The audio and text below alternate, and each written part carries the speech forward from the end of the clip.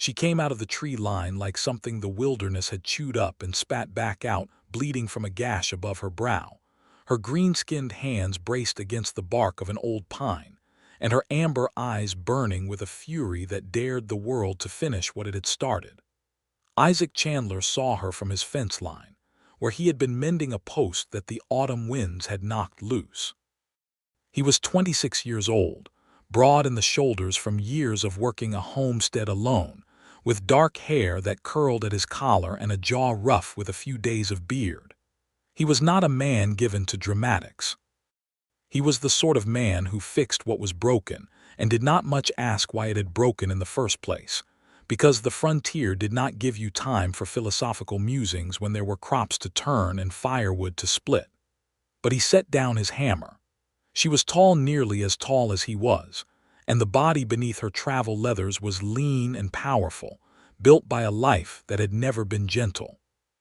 She wore a fitted leather bodice, stitched tight across her chest and cinched at the waist with a broad belt of dark hide, over a laced blouse the color of old cream that had seen better days but still clung to her form in a way that was distinctly, undeniably feminine.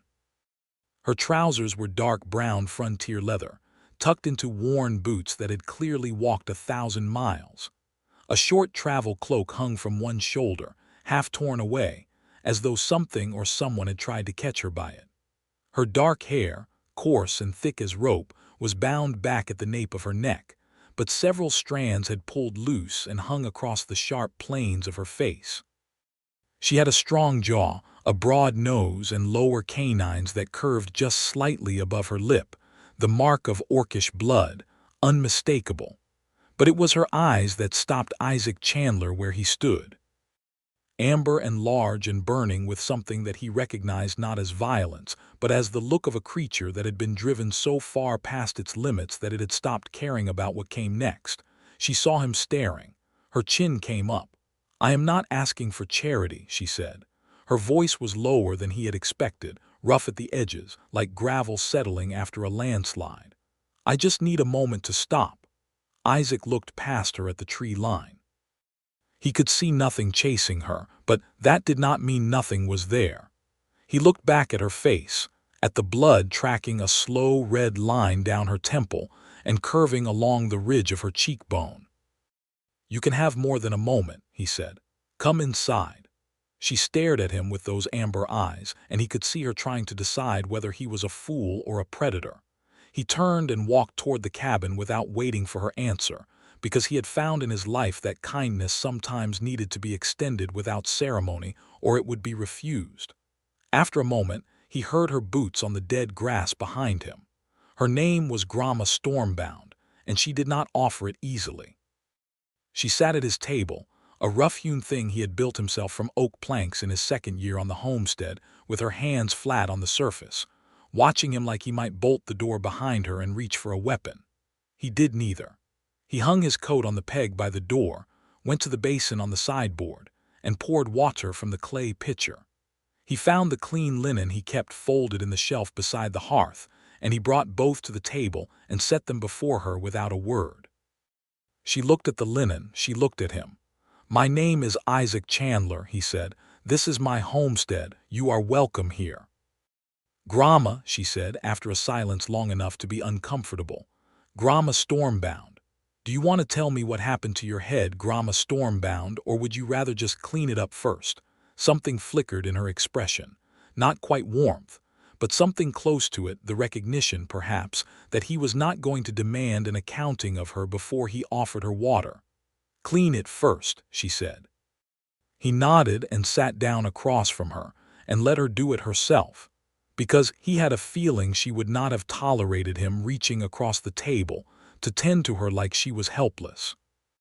She pressed the linen to the gash and hissed through her teeth, and he got up and put the iron kettle on the fire and cut bread from the loaf he had made 2 days ago, because something warm and something solid seemed called for. While the water heated, she told him. Not everything, he understood that, but enough. She had been traveling south through the Greywood for 3 weeks, moving away from the place her clan had been. She said it like that with deliberate blankness, and he did not push it. She had been moving south, And 2 nights ago she had made the mistake of stopping at a trading post a half-day's walk north. They had taken her coin when she was buying dried meat, and then the man behind the counter had called out to the men at the bar, and the men at the bar had decided that an orc woman traveling alone was either a runaway from some lord's labor camp or a raider scout, and either way she was not welcome, and she should leave her pack as payment for the trouble of having to look at her. Isaac put a cup of tea in front of her and sat back down. "They take your pack?" he asked. "They tried," she said, and there was something in the set of her jaw that told him quite clearly how that had gone for them. Then she touched the gash above her brow. "One of them had a stool. A stool." He threw it. Isaac exhaled through his nose. He knew the trading post she was talking about. He knew the men. He had bought grain there twice, and he had not liked the look of the place the second time. He filed that information away. "Where are you going?" he asked. She looked at him across the rim of the cup, and her amber eyes were wary again, calculating. He understood the wariness. An orc woman alone in human country would have been a fool to answer that question too readily. She could be telling him her route. She could be giving him information he could sell. "South," she said simply. "South is a long way," he said. "It is also getting dark. You can sleep here tonight.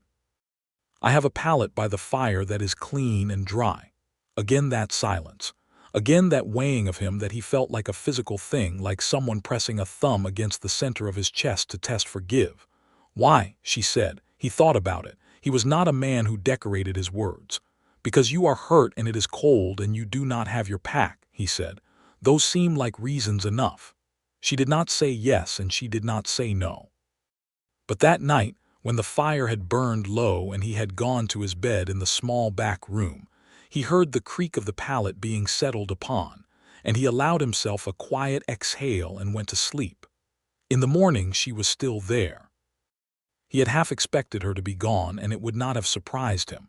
But he came out in the gray, early light to find her already up, crouching by the hearth, feeding the fire with the wood he had stacked by the door. She had rewound the linen around her head in a tight, efficient bandage that looked like she had done it herself. The cut had stopped bleeding. She looked up when he came in. "I will work for the food," she said. It was not a question. It was a declaration. A contract she had apparently drawn up in her own mind overnight and had decided to present to him as a fait accompli. Isaac went to the fire beside her and hung the kettle. "You do not have to." "I will," she said. "What needs doing?" He thought about it. He had about 40 acres under cultivation, grain and root vegetables mostly, with a small kitchen garden and a corral where he kept 2 horses and a milk cow. The autumn harvest was in, but the root cellar needed to be properly organized before the first hard frost came, and the fence on the south pasture was in worse shape than the post he had been fixing when he found her. There was firewood that needed splitting. There was a chicken coop that needed a new patch on the roof before the winter rain started. He told her some of this. She listened with her arms crossed over her chest and the firelight warming the green of her skin to something closer to amber. "I will do the fence and the firewood," she said. "That is more than a morning's work," he said. "Then I will stay until it is done," she said. He looked at her steadily. He had not planned for company. He had been alone on this homestead for 2 years since his brother had left to try his luck further west, and he had made his peace with the solitude. But there was something in the way she said it, not asking, not exactly, but extending a kind of logic that left no room for argument, that he found he did not want to argue with. "All right," he said. "We eat first." He made porridge with dried apple and a little honey, and he set 2 bowls on the table, and they ate in a silence that was not uncomfortable. She ate quickly and with focus, the way someone ate when they had spent time not eating enough. He noticed but said nothing. After breakfast she went out, and from the window he watched her pick up the axe from the splitting block and test its weight. She found the balance of it, adjusted her grip, and began to split wood with a powerful, economic efficiency that told him she had done this her whole life. The sound of it rang out clean in the cold morning air, and he watched for a long moment before he went back to his own work. By the time the sun was at its peak, she had split twice as much wood as he could have in the same time. She had also walked the south fence line and come back to report in precise detail exactly which posts needed replacing and which rails could be saved. She did not say it with any sense of showing off. She said it like a soldier giving a report, factual and measured. "You know fencing," he said. "My clan built our winter camp every year," she said. "Perimeter posts, stakes. It is the same principle." It was the first time she had referenced her clan without the deliberate blankness.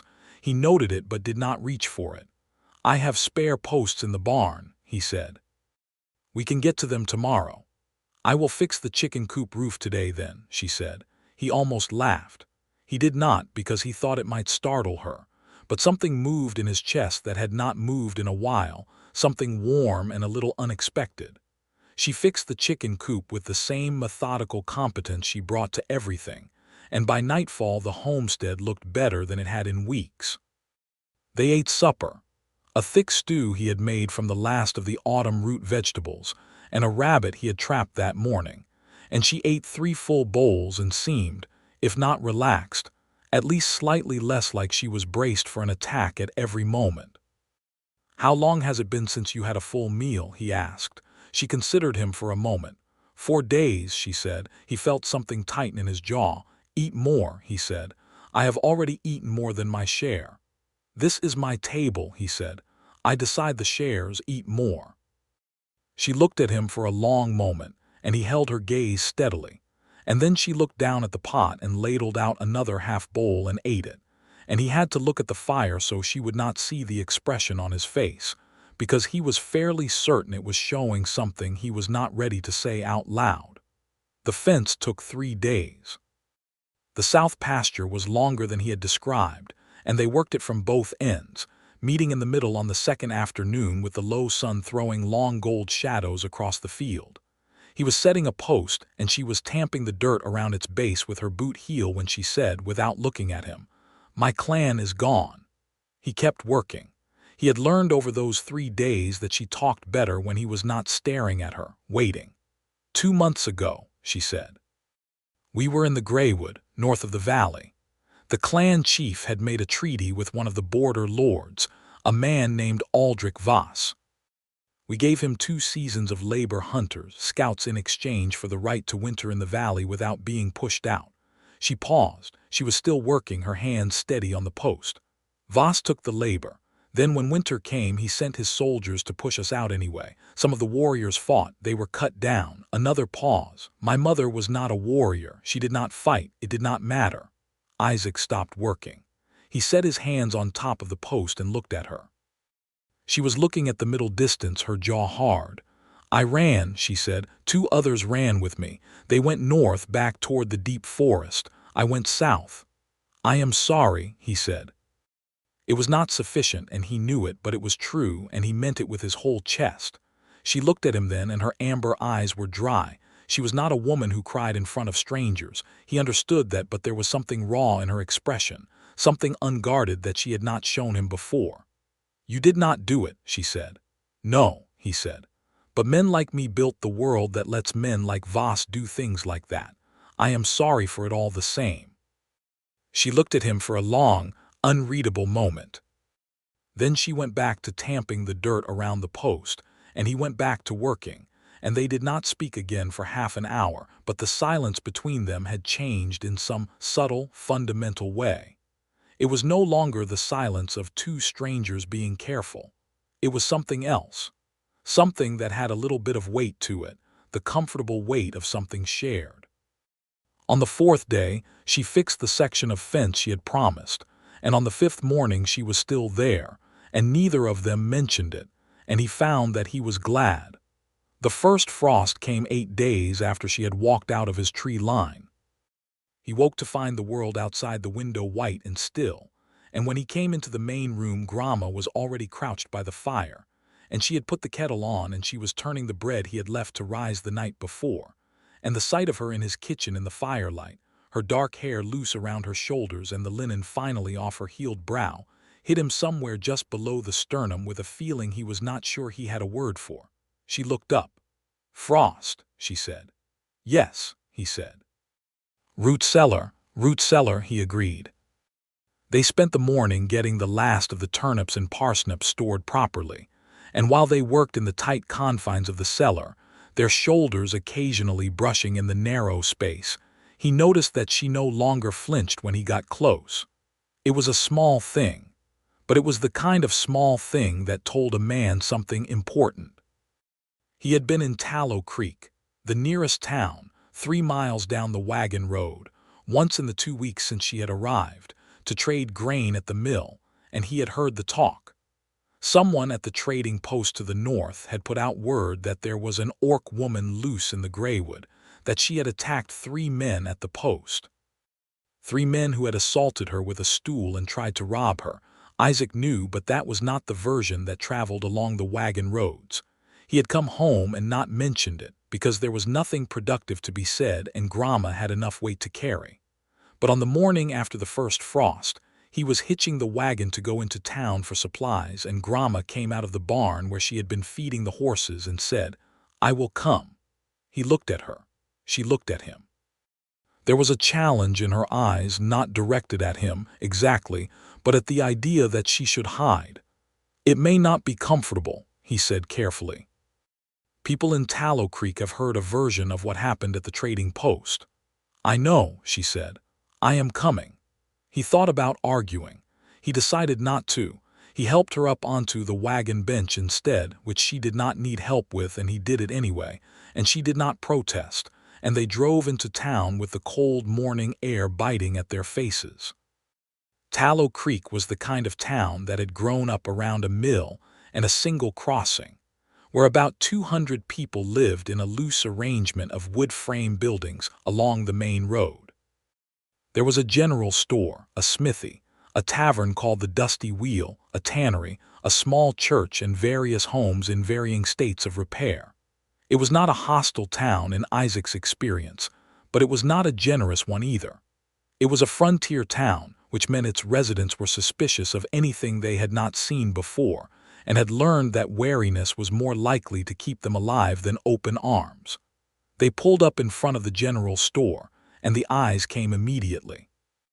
A woman hanging washing across the road stopped with her arms full of linens and stared. 2 men outside the smithy said something low to each other. A boy of about 10 ran inside the store, and a moment later a heavy-set man with a dark beard appeared in the doorway, the shopkeeper, a man named Fletcher whose family had run the store for 2 generations. Isaac climbed down from the wagon.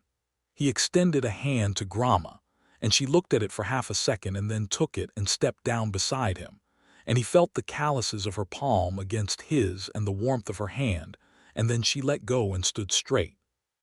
Fletcher looked at her like a man who had just found a wolf on his porch and was trying to decide whether to close the door or go for his rifle. "Chandler," he said, wary. "Fletcher," Isaac said, easy and even. "I need flour, salt, and tallow if you have it. 2 sacks of oats." Fletcher's eyes moved back to Gromma. "Who's she?" "Gromma Stormbound," Isaac said. "She is staying at my homestead." The 2 men from the smithy had drifted closer. One of them, a tall man with a red neckerchief who Isaac knew vaguely as a laborer named Cole, had his thumbs hooked in his belt in the way men did when they were deciding whether to be trouble. "Word came down from the north," Cole said, not to Isaac but to the space in general, loudly enough to be sure everyone heard. "Orc woman attacked some men at Henley's post, stole from them." "That is one version," Isaac said. He did not raise his voice. He turned to face Cole with the complete calm of a man who has nothing to be nervous about. "The other version is that she was robbed first and defended herself. I'm inclined to believe the second version, since I have spent 2 weeks working alongside her, and she has not stolen so much as a nail from my property." "You are vouching for her, Chandler," Fletcher said. He sounded genuinely surprised, like this was a position he had not anticipated any reasonable man taking. "I am," Isaac said. He said it without flourish. He said it like it was the most obvious thing in the world. Gromma stood very still beside him. He could feel it without looking at her, the rigid posture, the controlled breathing, the amber eyes taking a slow, measured survey of everyone in the square. She was not afraid. He understood that now. She was angry. She kept the anger contained the way a fire is contained in a good hearth, not by having no heat but by having good walls. Cole opened his mouth again. Fletcher said before he could, "Then she is welcome in my store, same as any other if she is vouched for." Cole looked dissatisfied. But Fletcher was a businessman, and Isaac traded regularly with him, and the calculation had been made. Cole and his companion drifted back to the smithy, and Isaac and Gromma went into the store. Inside, she walked quietly beside him as he gathered his supplies, and she helped him carry the flour sacks with the ease of someone who was accustomed to heavier loads. A young woman behind the counter, Fletcher's daughter, perhaps 16 or 17, stared at Gromma with wide eyes that held more wonder than hostility. Gromma caught the stare and the girl looked away quickly, coloring. On the way out, loading the wagon, Isaac said quietly, "You all right?" "I have been looked at that way my whole life," she said. There was no self-pity in it. It was purely factual. "You should not have to be," he said. She looked at him sideways as she lifted a flour sack into the wagon bed, and the look was complicated, surprised, almost, that he had said it, and assessing him again in that way she had, like she was adding data to some ongoing calculation about who he was. He climbed up and she climbed up, and they drove back to the homestead, and the morning light was getting stronger and the frost was melting off the fields, and she said, after a mile of silence, "You did not have to do that." "I know," he said. "You took a position in front of those men," she said. "That has a cost." "Not a cost I am worried about," he said. Another silence. Then more quietly, so quiet he almost missed it under the sound of the wheels. "Thank you." He nodded, eyes on the road, and the warmth in his chest was such that he had to concentrate quite deliberately on the horses to keep himself from saying something that was too much, too soon.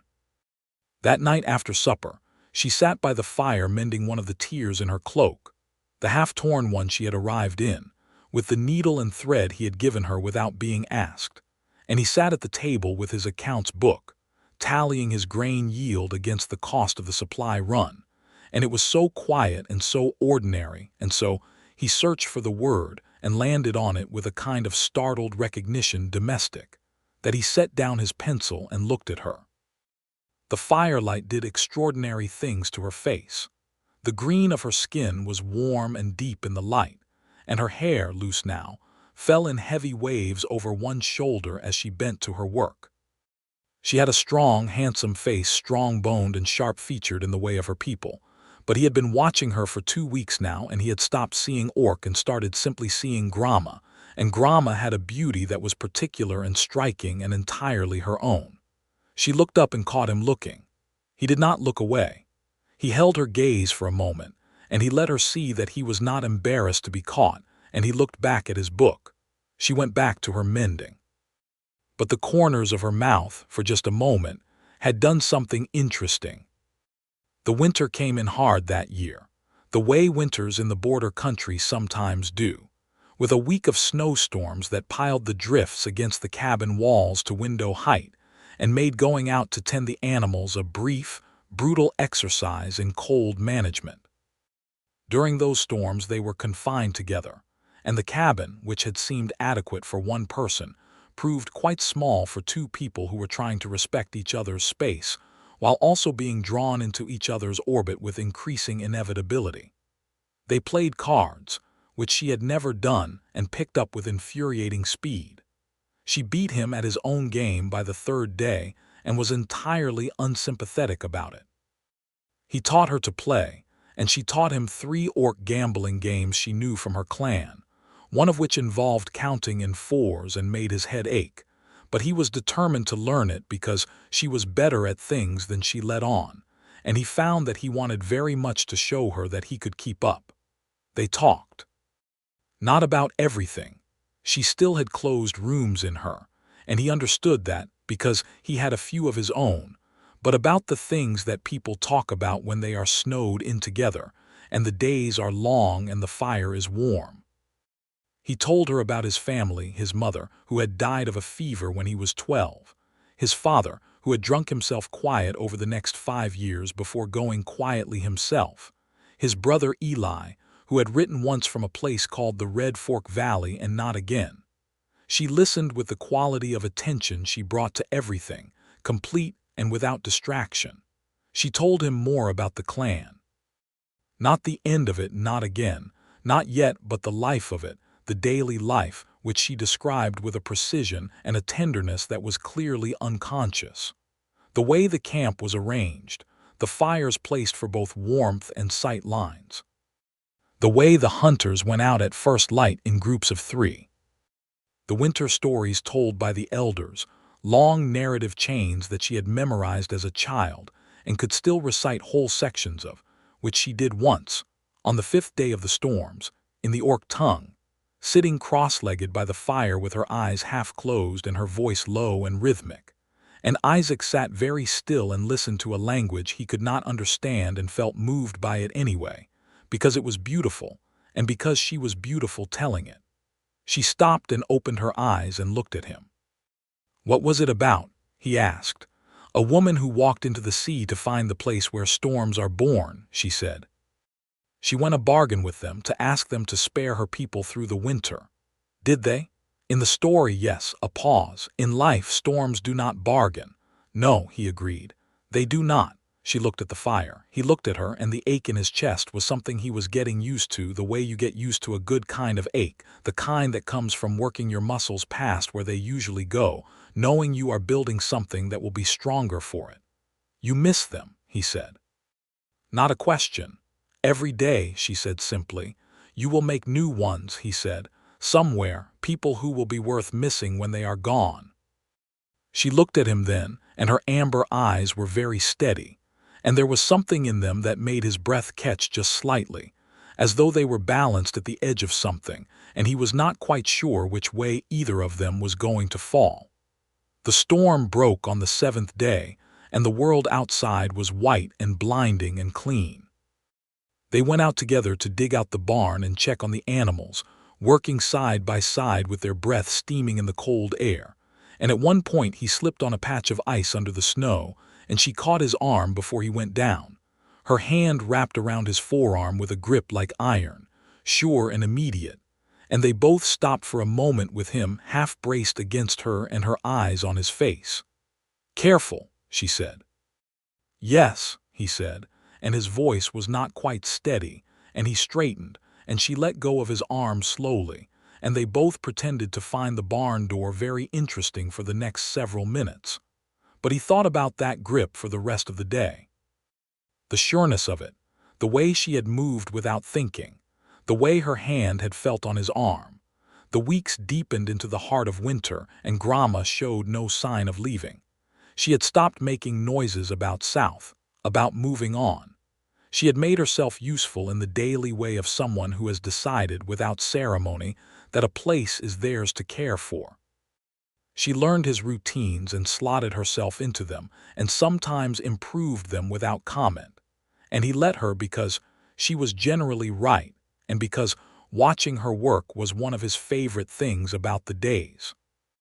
He had written to the land office about the homestead's boundary markers, because the southern neighbor's cattle had been drifting onto his grazing land, and when the letter came back, he shared it with her at the table after supper, and she read it. She could read, which he had suspected and now confirmed, in 2 languages, and told him exactly what he should write in response, and the letter he sent was significantly better for it.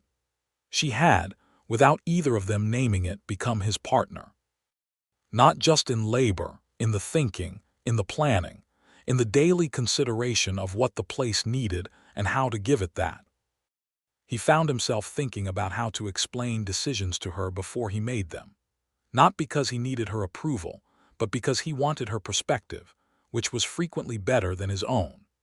One evening in late winter, when the cold had lost some of its edge and the days were getting a little longer, she was at the table writing something with his paper and pencil, and he came in from the evening check on the animals, and she folded the paper quickly and set it aside.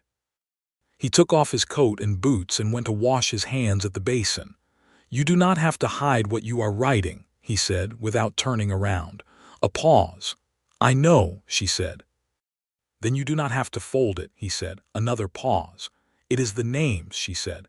My clan, what I remember of them, I do not want them lost. He turned from the basin and dried his hands. Put them down, he said. All of them. You can keep the paper here in the chest. It is safe. She looked at him for a long moment. Then she unfolded the paper. He saw from across the room that it was a long list, names in 2 languages, Orc and Common, with small notes beside some of them. Descriptions, memories. He went to the fire and gave her privacy to write, and he heard the scratch of the pencil, and it went on for a long time, and when she finally stopped and came to sit by the fire across from him, there were 9 pages, and her face had the particular kind of open tiredness that comes after you have done something difficult but necessary. "Thank you," she said. "There is nothing to thank," he said. She looked at her hands, at the pages in her lap. Then slowly she reached out and set her hand over his where it rested on the arm of the chair. It was a brief touch, barely 3 heartbeats, but it was deliberate, and he felt it long after she had drawn her hand back. In early spring, when the snow was off the fields and the ground was beginning to soften, 2 things happened in the same week. The first was that a man named Aldrich Voss passed through Tallow Creek. Isaac heard about it from Fletcher at the store.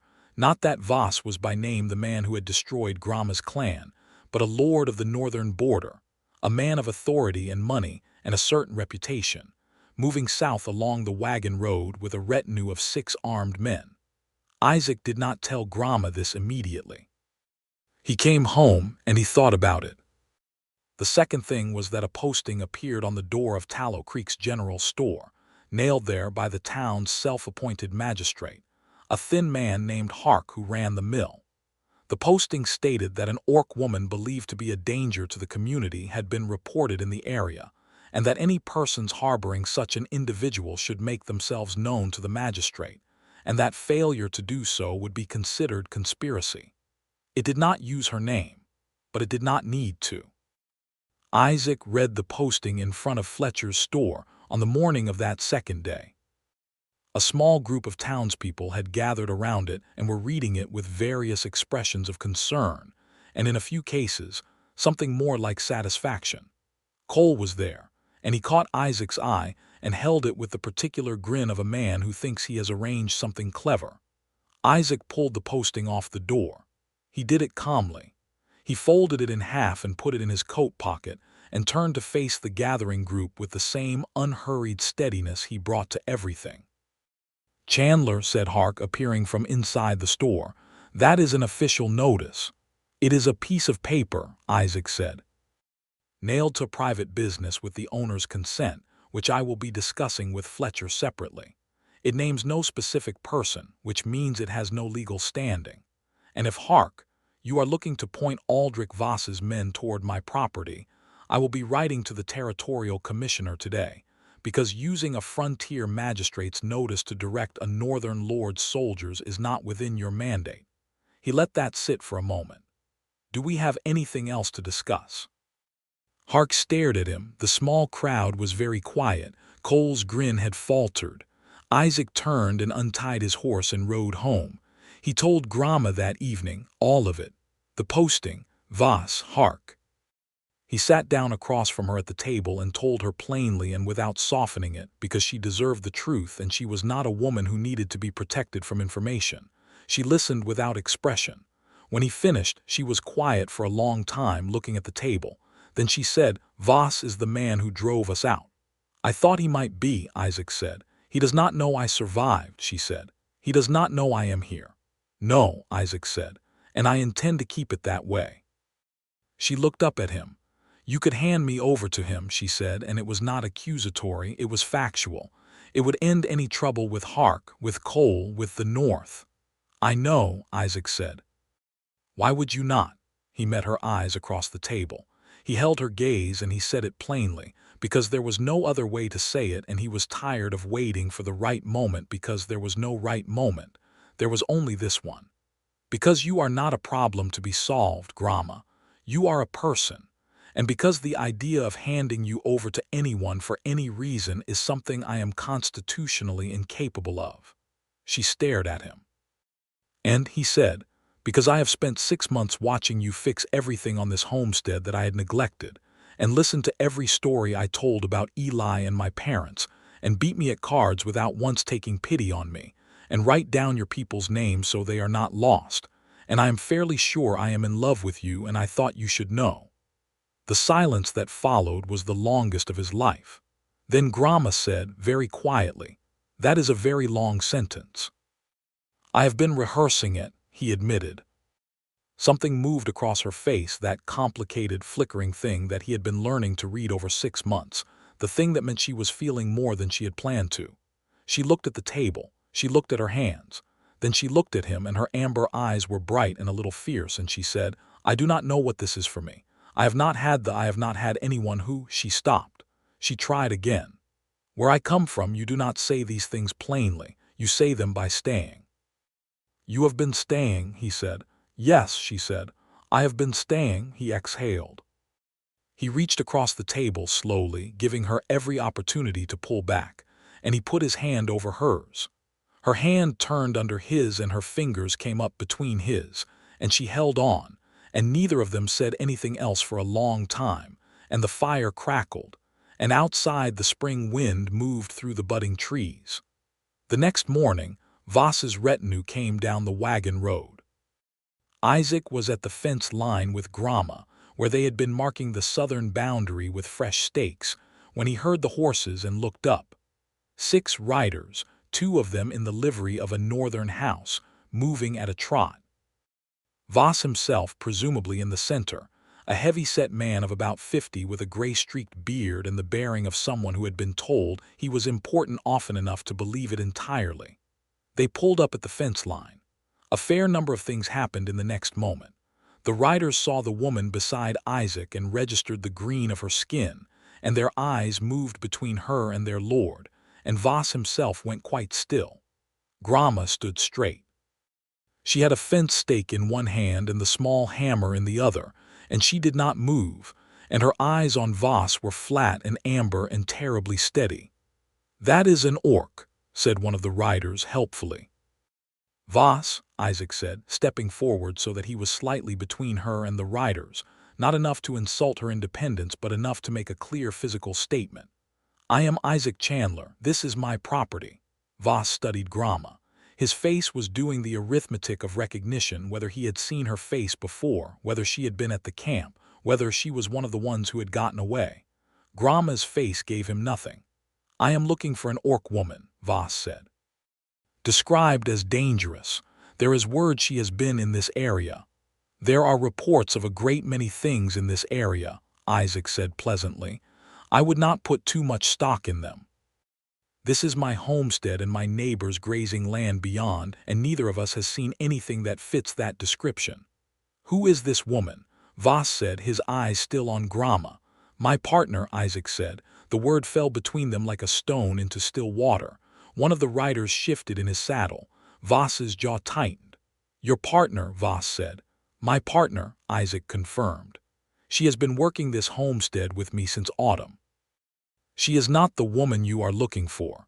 If the woman you are looking for attacked men at Henley's trading post, because she has not been north of this property in months, and I am prepared to testify to that before any magistrate you like."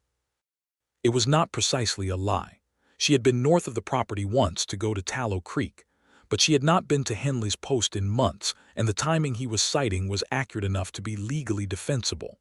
Voss looked at him for a long time. Then he looked at Gromma, and Gromma looked back at him with those flat amber eyes that said, among other things, "I know who you are and I remember, and I will not give you the satisfaction of knowing it affects me." "Move on," Voss said to his men finally. They rode on down the wagon road. Isaac watched them until they were around the bend. Then he turned. Gromma was still holding the fence stake. Her knuckles were pale around it, the only sign in her entire body that she had been anything but utterly composed. He put his hand on her shoulder and she exhaled, and the stake came down, and she leaned into him very briefly, just a second, her forehead against his shoulder, the weight of 6 months of running and hiding and surviving settling, and then lifting just slightly, like she had set down something she had been carrying too long. "He is gone," Isaac said quietly. "He is gone," she agreed and straightened and picked up her hammer and went back to driving stakes. But that night, by the fire, when the lamps were low and the wind was mild, and coming in soft through the window he had cracked open because the spring evenings were beginning to warm, she came and sat beside him on the bench by the hearth instead of across from him in her chair. She sat close enough that their arms touched. He turned his head and looked at her, and she was looking at the fire, her profile clean and sharp and beautiful, and he lifted his arm and she leaned against him, and he put his arm around her and she settled into his side, warm and solid and real. They sat like that for a long time, and neither of them said a single word, because neither of them needed to. In the weeks that followed, the homestead changed. Not dramatically. The way things change when two people stop performing their separateness and begin, instead, to simply be together. She moved her things, which were still few but had accumulated gradually: a second pair of gloves, a brush for her hair, a small carved piece of wood that had been her mother's, and that she kept on the windowsill out of the corner by the pallet, and into the main room, where they belonged among his things, which they naturally joined without fuss. He started building a second room onto the back of the cabin. He did not explain why exactly. He just started cutting timber. She watched him for 2 days and then picked up an axe and joined him, and neither of them said what the room was for. But she knew, and he knew, and the frame went up in a week and a half because the two of them working together were considerably more efficient than one of them alone. He had kissed her for the first time on a warm afternoon in the middle of that room's framing, when the walls were up and the roof beams were being set, and she was standing on the top of a ladder handing him a beam end, and the sun was on her face and her hair was back and there was sawdust on her cheek. And he took the beam end from her and set it, and then he put his hand on her face and brushed the sawdust away with his thumb, and she turned her face toward his hand slightly, like a creature turning toward heat, and he bent forward and kissed her. It was not a long kiss. It was gentle and careful, and it tasted of the morning's tea, and her breath came out slowly against his mouth, and she did not pull away, and when he drew back her eyes were still closed for a moment before they opened and found his. "I did not know if you would want that," he said. "I want it," she said simply. He kissed her again, longer this time, and she set her hands on his chest, not to push him away but just to be touching him, and the afternoon was warm and the birds were loud in the trees and the half-built room around them smelled of fresh pine, and it was, he thought, the best afternoon of his life. They did not rush what came after. Neither of them was built for rushing. They were both people who had learned that the things worth having were the things that built slowly, that were set in solid ground, that did not blow over in the first hard wind. So the evenings by the fire became evenings where they were closer together, where her hand found his and held it, where his lips touched her forehead or her cheek or her hair in passing, where they were learning the particular language of each other's bodies. The way she leaned into him when she was tired, the way he found her hand in the dark when they were sleeping, because somewhere in late spring they had stopped being people with separate sleeping arrangements and had simply, practically, without drama, begun to share the bed in the back room, which was warmer and which fit them both. She was restless in her sleep sometimes, and when she was, he would lie still and let her find her way back, or he would say her name very quietly and she would settle. She slept better as the weeks went on. He liked to think that was partly him, and he thought he was probably right. He wrote to Eli, who wrote back. His brother was alive and well at the Red Fork Valley, working a mine that had gone moderately prosperous, and he told Eli about Gromma. Eli's response, when it came, was characteristically brief.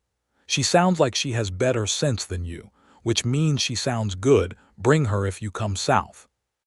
Isaac read it aloud to Gromma, and she made a sound that was, he was quite certain, a suppressed laugh. He liked that sound enormously. He worked hard to hear it. Summer was long and generous that year, and the homestead did well. The grain yield was strong, and Gromma's suggestion of rotating the east field to clover for a season proved, as she had predicted it would, to be exactly right for the soil composition. They sold well at the market in Tallow Creek, where the wariness of the townspeople had not entirely softened. It had not been long enough for that, but had begun, in some cases, to shift toward something more like cautious acknowledgement. Fletcher greeted her by name now. The girl behind the counter, whose name turned out to be Lena, had started talking to her about the horses with the directness of someone who had decided that an adult's prejudices were less interesting than actual conversation. Cole was still trouble. In midsummer, he made a noise in the tavern about orc witchcraft ruining honest men's fields, which Isaac heard about second-hand and ignored, because Cole had the credibility of a man whose main qualification was volume. But he kept an ear out.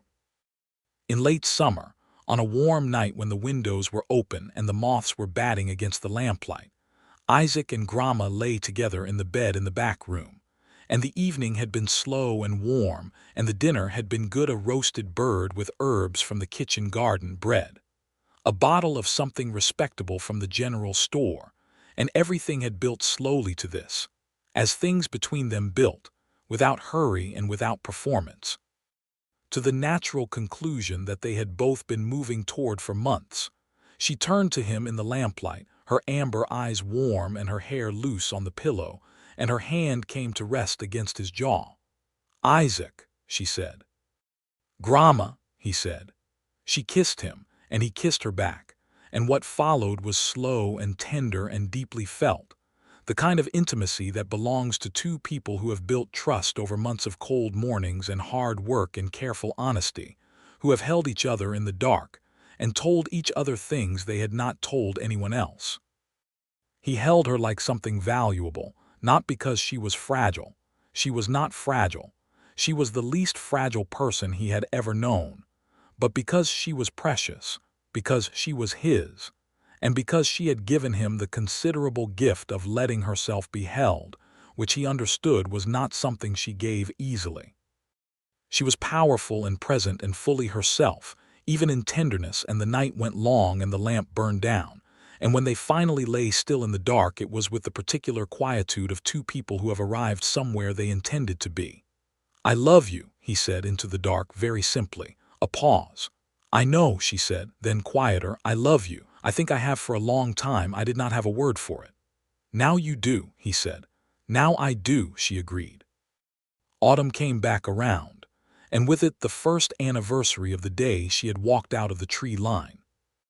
He remembered it, and she remembered it, and on that morning he came in from the morning check to find she had made the particular porridge he had been making for her that first morning, with the dried apple and the honey, and set 2 bowls on the table, and she was sitting there waiting for him with something in her expression that was entirely unguarded, entirely open. The face of a woman who had decided that being guarded was no longer necessary and was finding that without it she was something entirely different, something lighter and entirely her own. He sat down. He looked at the bowl. He looked at her. "Happy anniversary," he said. "Is that what it is?" she said. "The day you walked out of the tree line," he said. "It seems worth marking." She looked at him across the table with those amber eyes, and the morning light was coming in through the window and touching her face, and her hair was still loose, and she was wearing the cream linen blouse and the leather bodice that had seen her through a year of winters and work and everything between, and she was the most beautiful thing he had ever seen in his life, and he was going to tell her so. "You are the most beautiful thing I have ever seen in my life," he said. She looked at him for a moment with the expression she sometimes got when he said things that surprised her, that brief flinching toward it, like flinching toward a warmth that has not burned you yet, waiting to check. Then the flinch resolved into something steadier, and she reached across the table and he met her hand in the middle. "Eat your porridge," she said. But she said it the way she said things she meant the other way around, and he ate his porridge.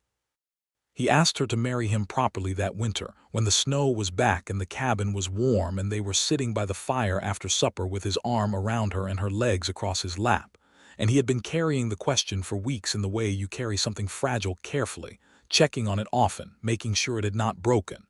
He did not make a production of it. He simply said, "I would like to marry you if you are willing." She turned her head to look at him. "Is that a proposal?" "Yes," he said. "It is also a statement of preference and a request. Those are all the same thing." "Yes," he said, "they are." She considered him for a moment with the amber eyes that he knew so well now that he had been reading for over a year that he could navigate like familiar water. Then she said, "We would need to go to the magistrate." "Hark," he said. "Hark," she agreed. They both sat with that for a moment. "There is also the land office commissioner," he said. "He can register a marriage. He has the authority. He comes through in the spring." "The spring," she said. "The spring," he confirmed. She turned back to the fire. Her hand found his on his knee and she held it, her thumb moving slowly over his knuckles. "Yes," she said simply. He exhaled and held her a little tighter, and she settled into his side, and the fire crackled, and outside the snow fell quiet on the roof of the cabin, on the fields they had worked together, on the new room they had built, on the fence they had mended, and the world was very small and very good. The spring came, and with it the land commissioner, a compact and businesslike man named Aldous Pratt, who made his circuit of the border homesteads every year and was not, as it turned out, a man easily unsettled by anything. He had been doing this job for 15 years and had seen the frontier do stranger things than present him with a human man and an orc woman wanting their union registered. And he did it without comment, requiring only that they both sign the register and that there were 2 witnesses, which Isaac had arranged by asking Fletcher and his wife Margaret, who came out from town in a wagon and were dressed in their decent clothes for the occasion. Margaret Fletcher, who Isaac had not spent much time talking to, turned out to be a quiet, practical woman who had raised 4 children on the frontier and had long since run out of patience for drama and disapproval.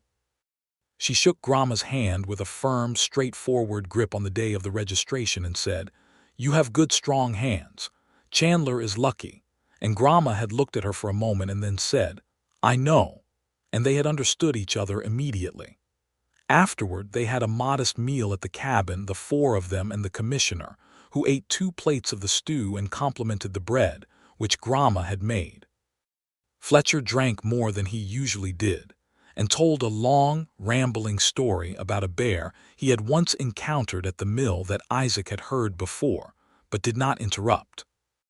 Margaret and Gromma sat at one end of the table and talked quietly about something Isaac could not quite hear, but which seemed, from the occasional nod and the set of Gromma's shoulders, to be going well.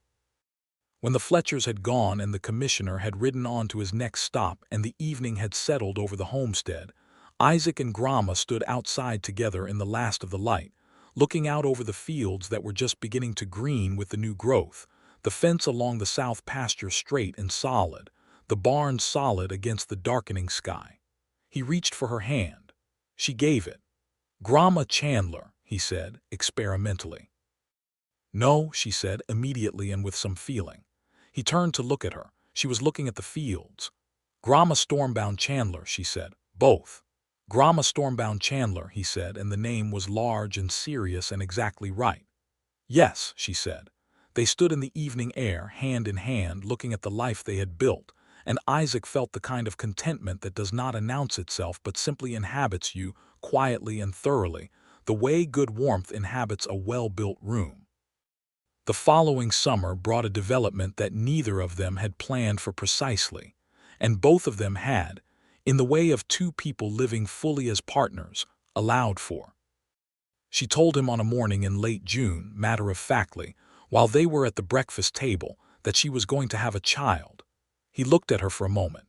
She looked at him with those steady amber eyes that gave him everything and managed to look composed while doing it. Then he stood up and came around the table and put his arms around her, and she let him, and he held her for a long time without saying anything because he did not have any words that were large enough. "Good," she said into his shoulder. "Very good," he said. She exhaled. Her arms came around him in return, and she held on with the completeness with which she did everything, and he thought he felt her shoulders come down from somewhere near her ears. The news in Tallow Creek was received with a mixture of reactions that ran the full spectrum from warm to cold, and they let it run without much engagement. The Fletchers were genuinely pleased. Lena, now 17, appeared at the homestead one afternoon with a small parcel of knitted things she had made, and was so uncomfortable about having made them that she left immediately after handing them over, and Gromma watched her go with an expression that Isaac translated correctly as something very close to fond. Cole said things in the tavern. People who considered themselves the moral arbiters of the frontier said things in their respective forums. Isaac let it flow by like river water, present and noisy, but not stopping him. Gromma dealt with it with the particular precision she used on anything she deemed not worth her full engagement, a slight elevation of the chin, and a quality of looking past things, as though they were not quite solid enough to merit her attention. She was, in the later months, magnificent. The word was not too much. She did not slow down, she could not, she was constitutionally incapable of it, but she worked differently, with a considered economy that impressed him. She also, in those months, became increasingly direct about things she wanted, which she had never been entirely restrained about, but which now had an additional clarity that he found entirely reasonable. She wanted, for instance, the name of the Storm woman from the story written down on good paper and put with the clan names in the chest. She wanted the second room finished with a window, which he had not put in yet. She wanted him to stop working past dark on the north field, which he had been doing in the lengthening summer evenings, because she did not sleep well when he was not there. He finished the north field work by lamplight twice more, and then he stopped, because that last one sat with him in a particular way. The child was born in the deep autumn, when the leaves had turned, and the cold was coming back in. He was large and healthy and green-skinned with his mother's amber eyes and his father's dark hair, and he announced his presence in the world with considerable volume. Gromma bore him with the ferocious competence she brought to everything, with Margaret Fletcher present to help, and when it was done and the child was clean and wrapped and set on his mother's chest, Isaac sat on the edge of the bed and looked at his wife and his son and felt the particular interior silence of a man whose life has exceeded what he thought he was capable of building. "He needs a name," Gromma said. "What do you want to name him?" Isaac asked. She looked at the child. She had been thinking about it for months, he knew. She had her list. She ran through them in her mind sometimes, he could see it, the careful, deliberate choosing. "Harrow," she said, "for the storms." Considered it. He said it out loud. "Harrow Stormbound Chandler." The child, apparently satisfied with this, made a small sound and went asleep. "Harrow," Isaac said again, quieter. "Yes," she said. He bent and kissed her forehead and she leaned into it, and outside the autumn wind was building toward evening and the fire was banked warm in the hearth, and the world was very, very good. Harrow was a child who split the difference between his parents with a thoroughness that was both amusing and exhausting. He had his mother's physical fearlessness. He walked at 9 months and climbed things that were entirely inappropriate for 9 months, and also for 12 months, and also for 18 months, and showed no signs of reassessing this policy and his father's stubborn quiet, the way he could be placed in front of a problem and would simply sit with it until he had figured it out, unrattled and methodical. He had his mother's amber eyes and the faint green tinge to his skin that deepened with the cold, and was part of him in the completely unremarkable way that all of him was part of him. Tallow Creek had, over the course of the first year of his life, made a kind of peace with the situation at the Chandler homestead. Not all of it, there were those who would not. Cole, for instance, who remained unenthusiastic and loud about it, though his audience had diminished as time had made the remarkable ordinary. But the town had a way on the frontier of eventually acquiescing to the reality of things, because the frontier required you to be practical, and practically speaking, the Chandler homestead was prosperous, and its owners were hardworking and their grain was good and their credit was reliable. And Gromma Stormbound Chandler had, over time, demonstrated an expertise in livestock and soil and practical medicine. She knew plants, a great many plants from her clan's knowledge, and she had begun, quietly, to be consulted when the local farmers had sick animals or damaged crops. That made her useful in a way the frontier understood. Usefulness was not the same as acceptance. Isaac knew that. Gromma knew that better than he did. But it was a start, and it was real, and there were days in the market when she was greeted by name from 3 separate stalls, and those days had a quality that Isaac valued greatly. It was Lena Fletcher, grown now to 20 and increasingly confident, who said to Gromma one market morning, while Harrow sat between them on the wagon bench eating a piece of dried apple with serious focus, "You were the first orc I had ever spoken to. I did not know what to expect." Gromma glanced at her sideways. "And now," Lena considered Harrow, who had apple on his chin and was watching a pig in someone else's cart with extreme interest. "Now I think you are the most capable person in Tallow Creek," she said frankly. "No offense to my father." Gromma said nothing for a moment. Then, "Your father is a good man." "He is," Lena agreed, "but you fixed his mill wheel faster than he did." This was true. The mill wheel had developed a fault in its casing in the early summer, and Gromma had identified and corrected the issue in an afternoon after 3 townsmen had puzzled over it for a week. "I have seen it before," Gromma said. "You have seen everything before," Lena said, with the warmth of someone who means it as a compliment. Something moved in Gromma's face that Isaac, watching from the other side of the wagon, recognized as the particular thing she felt when she was offered genuine, uncomplicated regard. It still seemed to catch her slightly off guard. He thought it probably always would to some degree, and he thought that was all right, and that he would spend the rest of his life offering it until it stopped being startling and became simply expected. The years moved. The homestead grew, a second corral, an extended barn, 3 more acres brought under cultivation on the western edge where the land was good. Harrow grew with them, loud and quick and absolutely certain of his place in the world, which Isaac found extremely gratifying and slightly alarming in equal measure. In the 4th year, Gromma told him, at breakfast, in the same matter-of-fact way she had told him about Harrow, that there would be a second child. He came around the table again and held her again, and she held him again, and this time she laughed into his shoulder, actually laughed, the sound he had spent years working to hear and never tired of. Because they were past the point of composure now, they were simply themselves, which was better. The second child was a daughter, born at the turn of spring, with her father's dark hair and her mother's square jaw and eyes that were hazel somewhere between his brown and her amber, and a set of lungs that announced her as the undisputed authority on the matter of herself. Harrow, 3 years old, regarded his sister with a long, assessing look and then said, with the measured seriousness of a child who has inherited both his parents' temperaments, "She is loud." "She is," Isaac agreed. "I was not loud," Harrow said. He had been absolutely deafening. Isaac chose not to correct this.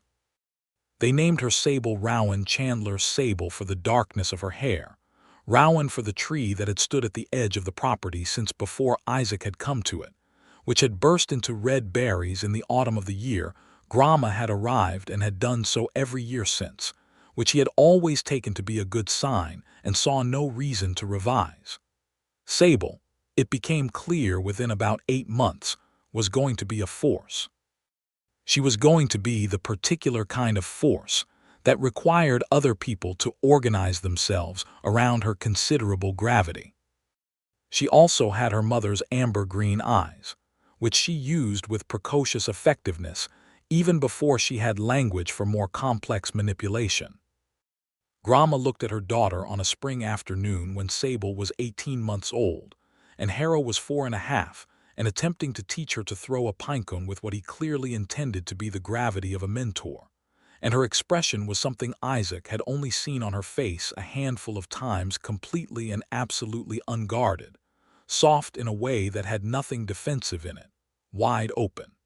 He came and stood beside her, and they watched the children together. "I did not know what this was," she said, quietly. "Which part?" he asked. Any of it. She was quiet for a moment. I did not know what a home was. I thought I did the camp, the clan, the people. I thought that was it.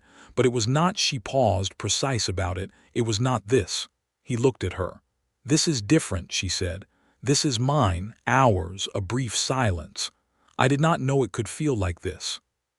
He reached for her hand and she gave it, and they stood in the afternoon light watching Harrow and Sable in the yard, the rowan tree budding red at the field's edge, the new corral solid and straight, the cabin behind them with its extra room and its window and the 9 pages of names safe in the chest by the fire. "It is yours," he said. "All of it. It has been since the day you came out of that tree line." She looked at him, and her amber eyes were very bright, and she leaned her head against his shoulder briefly, the weight of her there easy and familiar and exactly right. "I know," she said. "I know that now." He pressed his lips to her hair, and she stood warm against his side, and the afternoon was long and golden, and the children were loud in the yard, and somewhere in the trees the birds were going on at length about their own spring business, and the homestead spread around them solid and real and theirs. Harrow grew into a boy who was interested in everything: the soil, the horses, the tools, the names in the chest which Gromma had added to over the years. Not only the clan names but new names, Chandler names and friend names, names of people who had been good to them. He had his mother's physicality and his father's patience, and a quality that was entirely his own, a kind of earnest engagement with the world that took nothing for granted, because both his parents had taught him, by example, that nothing about the life they had was given.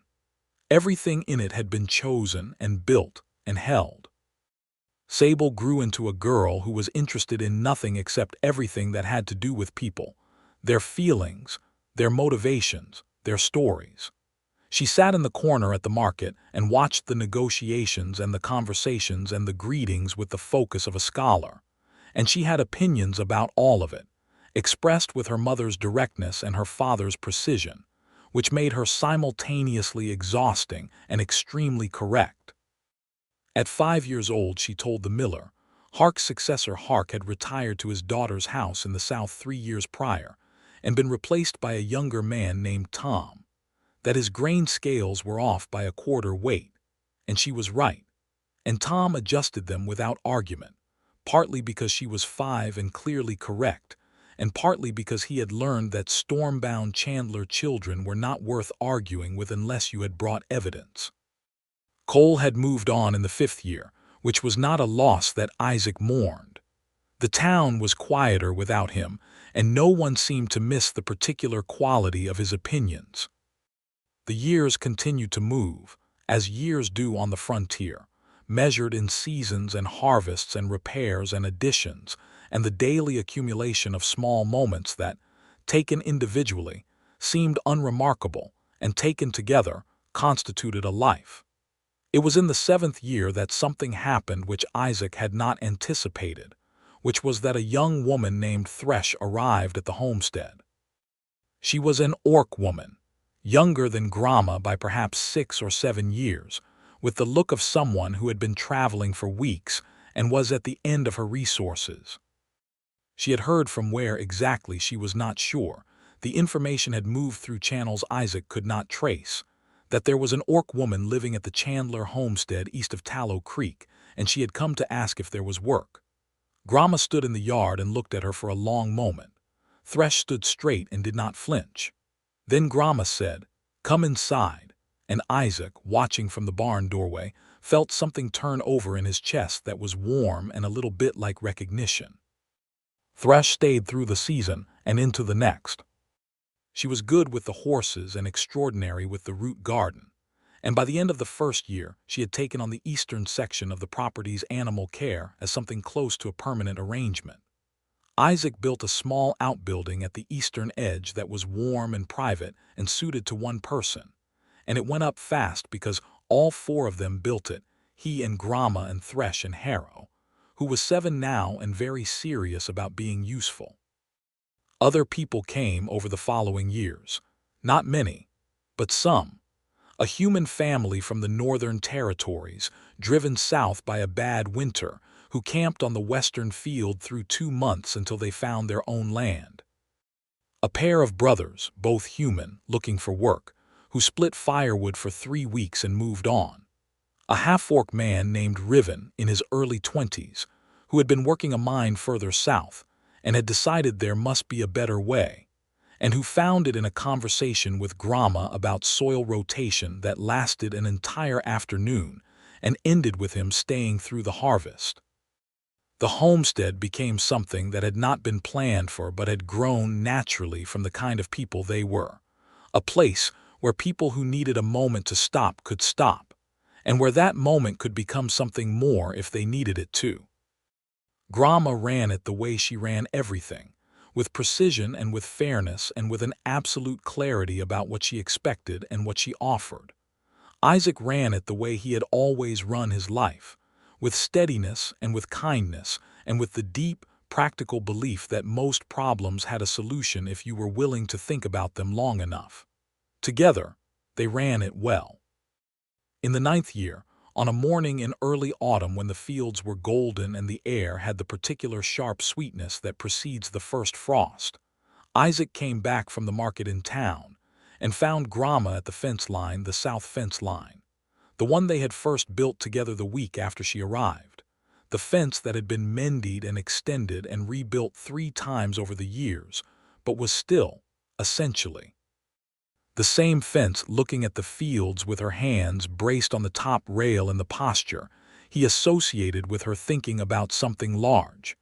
He unhitched the horse and put him in the corral and walked out to her. He stood beside her and they looked at the fields together. The grain was good this year. The root garden had been excellent. Harrow, 9 years old, was helping thresh with the animals with the seriousness of a small professional. Sable, 6, was somewhere in the cabin, probably drawing very accurate portraits of the horses and then narrating them aloud.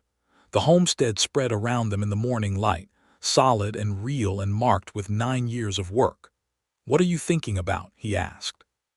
She was quiet for a moment. "The storm woman," she said, "the one who went into the sea. To bargain with the storms," he said. "Yes." She looked at the fields.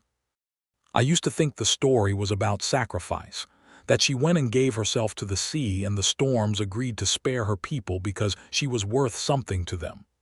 "That is not what it means," he said. "I have been thinking," she said slowly, "that it is not about sacrifice. She does not die in the story. She goes out and she comes back.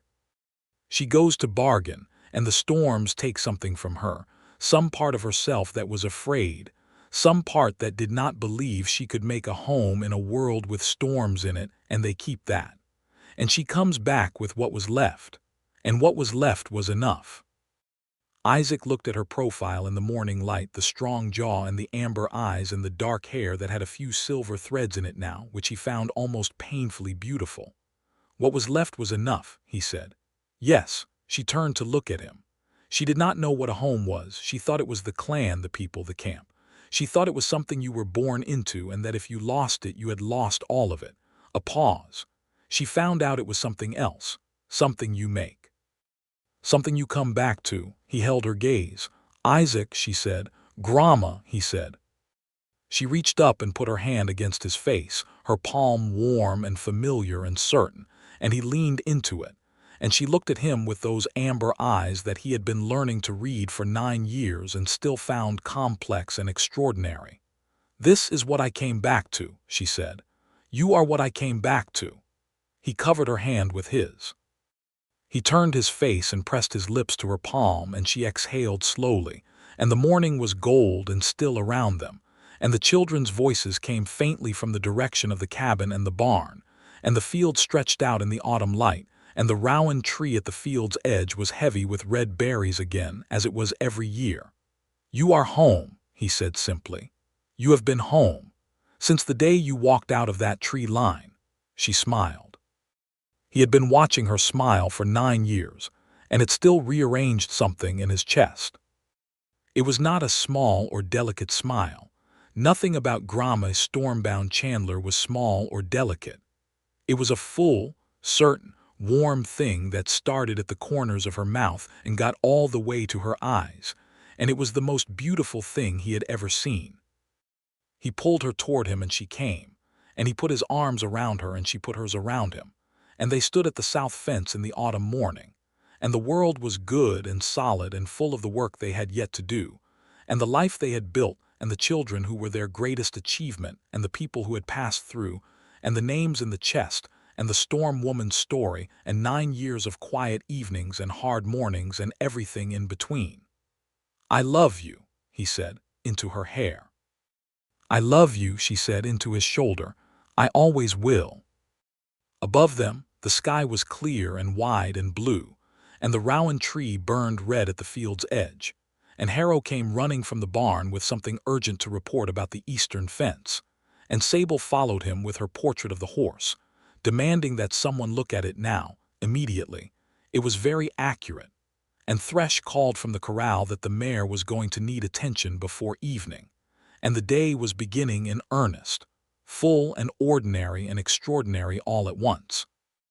And Isaac Chandler and Gromma Stormbound Chandler stood in the middle of it all and were, in every way that mattered, home.